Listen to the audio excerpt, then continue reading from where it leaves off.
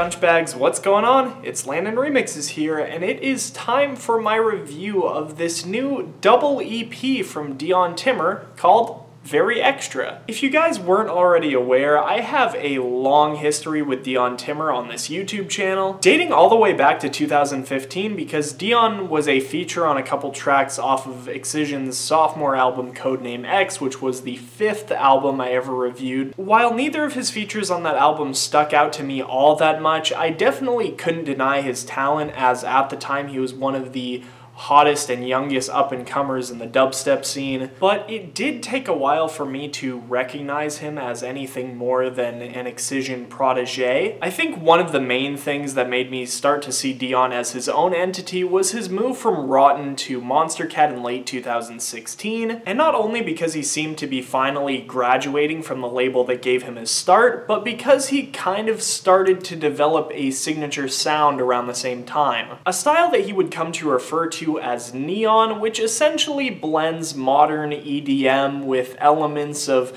trance and Eurodance of the 90s and early 2000s, featuring high-pitched vocals, energetic synthesizers, and fast-paced rhythms, elements that I feel have been long lost amidst the trends of EDM over the last few years. Dion learned how to not only blend these elements into his music, but to make productions that immensely stood out among his contemporaries, to a point where I felt like he had even passed Excision, at least in some regards. A bit over a year ago, Dion put out his EP Textasy, which saw him expanding his horizons even further, thoughtfully blending his style into house and RIDDIM. Absolutely loved that project, and honestly, the review that Dion and I did together of that EP is my favorite video that I've ever done on this channel. Of course, I was very excited to see what was in the pipeline for Dion Timmer, and he made sure to keep me in the loop with what was going on. Dion gave me some insight into an album he was working on, with my very first taste being Beneath the Waves, a song that I thought was a very big step in an interesting new direction, but good nonetheless, fueled less by hyper-energetic synths and more by emotional chords and light electric guitar, as well as some very tender, breathy vocals from Azuria Sky. Actually reminded me a bit more of City of Dreams by Dirty South and Alesso than it did anything from Dion Timmer's discography,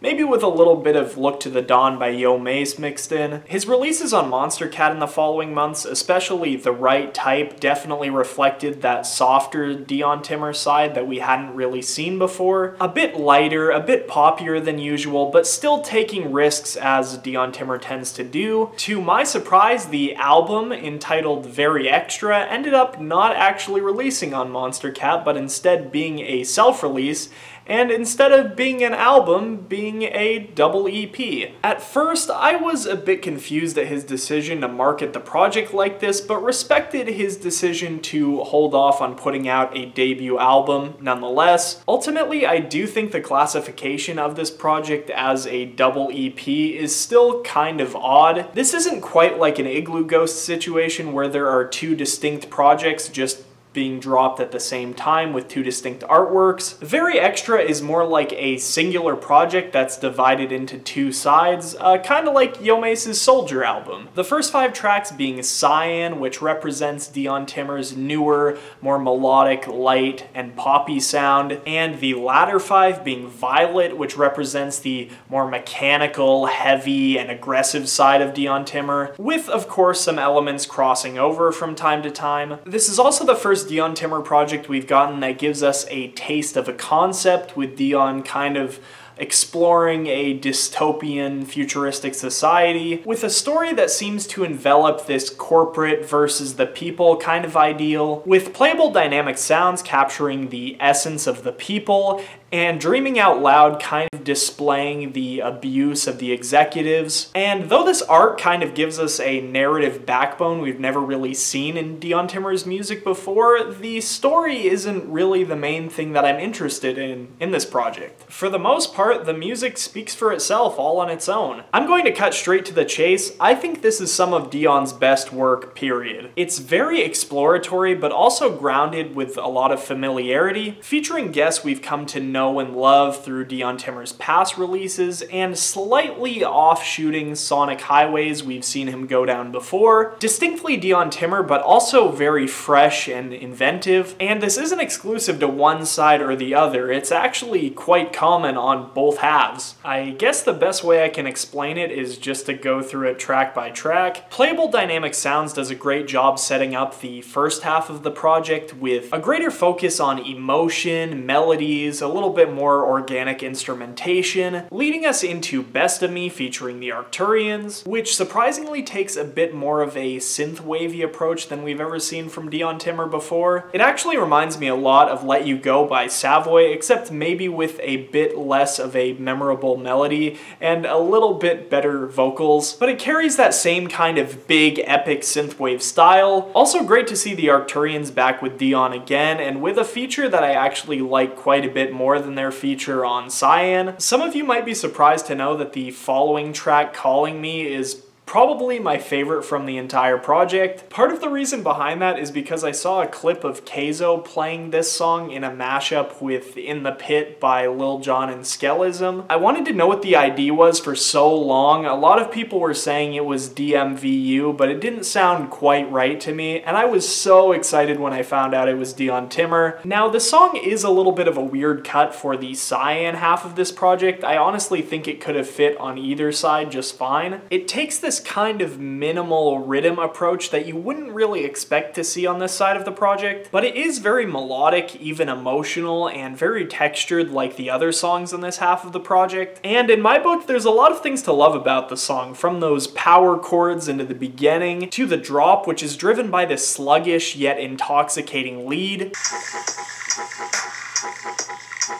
At the same time, the drop also has this kind of clicky texture and these floating melodies in the background that just keep my attention locked. And yeah, it's a bit of a weird song for me to like so much, but I just think it's so infectious. I like both of the tunes with Azuria Sky, though I wouldn't put either of them quite on par with Alchemy. My favorite of the two, though, on this project would probably have to go to Beneath the Waves. I just think it's more emotionally charged. Also just feel like it has a little bit more substance as a composition. Moving into the Violet side of this production, Dreaming Out Loud has to be one of my favorites as well. The vocal sample starts off this half of the project on a really unsettling tone, leading us into a drop that's equally as unsettling with this electrifying bass line and these backing high-pitched mechanical noises. The melodic drop that happens on this song around 1 minute 40 seconds is also one of my favorite moments on the entire project. It's just so unexpected, but at the same time, it's one of those moments on the project that really grounds it into Dion's neon sound. Ironically, the title track, Very Extra, is actually my least favorite on either of the halves. I think the way that the piano chords roll off of each other is really cool, but not much else about the track really thrills me. The drops are kind of annoying and repetitive, and I think this is honestly one of the most generic BROSTEP songs Dion has done since his early days. Luckily, the project picks right back up with Because of You, which is definitely one of the standouts for me. Probably the most Eurodance influenced track on the entire project. The first drops just got such a great groove, and the surprise reggae influence in the second drop just floors me every time. Barrow's Ballad is definitely an interesting one as well, though I wouldn't necessarily call it one of my favorites from the project. It's got probably the most epic cinematic sound of all the tracks on the project. You could definitely make a case for this song being the climax of the entire narrative. I also think that this song would sound great in a live context. I could honestly see it being better as a DJ tool than a standalone song I would return to from this project. Identity Crisis, on the other hand, is one that I could see myself coming back to a lot. The song is very dark and cold, definitely a fitting closer to the more mechanical half of this project. It's the only song on the project that really has a hip-hop edge, and I've gotta say, the feature from Rex X is absolutely ice cold. There's no cheesy build-ups or anything like that. It just goes straight from the verse into the drop, and I've gotta say, the transition is just spine-tingling. Great choice of lead. The polyrhythms in the drop are fantastic. Without a doubt, one of the standout moments from the project. Yeah, as I probably made it evident, I really like Very Extra, even though it's technically split up into two parts, and yes, those parts are pretty distinct distinct from one another. I've had a lot of fun over the last month and a half just listening to this project straight through. The fact that it's as cohesive as it is without even necessarily trying to be has me really excited for a Dion Timmer album in the future. I was considering giving this project 2 separate ratings just because of the fact that it is technically a double EP, but I honestly think it's more fitting to just give this collection of tracks a singular rating. For Very Extra, I'm feeling a strong 8 to a light 8.5. I would strongly recommend it to you guys if you haven't listened to it yet. Some of my favorite work Dion Timmer has ever put out, and I am very excited to see where the future goes for him from here. If you have listened to Very Extra, make sure to let me know what you think down in the comment section below, and why don't you also tell me if you preferred Cyan or Violet. And of course, if you haven't listened to the project yet, I'm going to have the Spotify link down in the description below. Anyway, I'm Landon Remixes. I hope you guys enjoyed the review, and I'll see you next time. Peace.